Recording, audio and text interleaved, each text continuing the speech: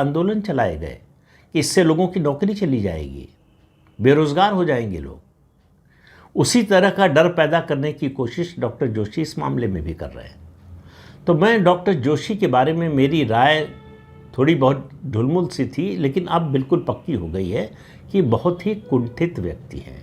ये जनसंघ के समय का तो मुझे याद नहीं है, लेकिन 1991 से लेकर अब तक 2 ही नेता हुए हैं भाजपा के जिनको अध्यक्ष पद का दूसरा कार्यकाल नहीं मिला, नहीं दिया गया। इसमें एक हैं डॉक्टर जोशी और दूसरे हैं नितिन गडकरी। डॉक्टर जोशी 1991 से 93 तक भाजपा के राष्ट्रीय अध्यक्ष रहे। कायदे से 93 में उनको दूसरा कार्यकाल मिलना चाहिए, जो परंपरा थी, और पार्टी के संविधान में भी था कि 2-2 साल के 2 कार्यकाल, उस समय 2 साल का था, मिल सकते हैं। डॉक्टर जोशी को नहीं दिया गया।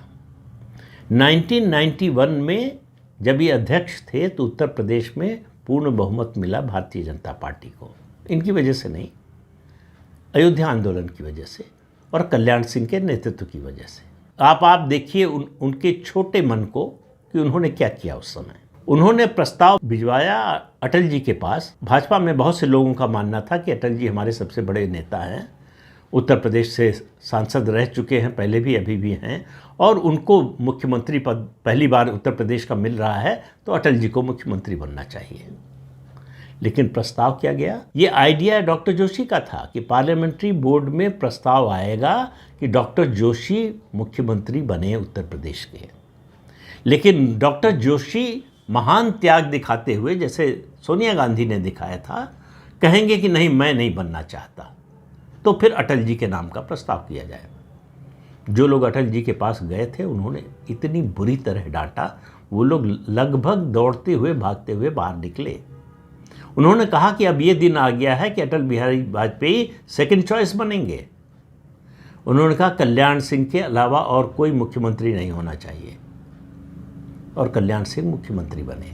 तो कुल मिलाकर ये जो अर्थ समूह था, इसकी बैठक में जितनी बातें कहेंगी, जो रिपोर्ट में आया है मैं उसी की बात कर रहा हूँ, उसके अलावा क्या हुआ मुझे पता नहीं है।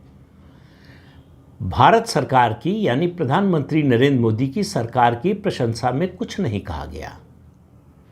ये तुलनात्मक अध्ययन नहीं पेश किया गया कि 2014 में देश की अर्थव्यवस्था की, देश की क्या स्थिति थी, चाहे विदेश नीति हो, चाहे आर्थिक नीति हो, चाहे आर्थिक प्रगति हो, या लोगों की ईज ऑफ लिविंग हो।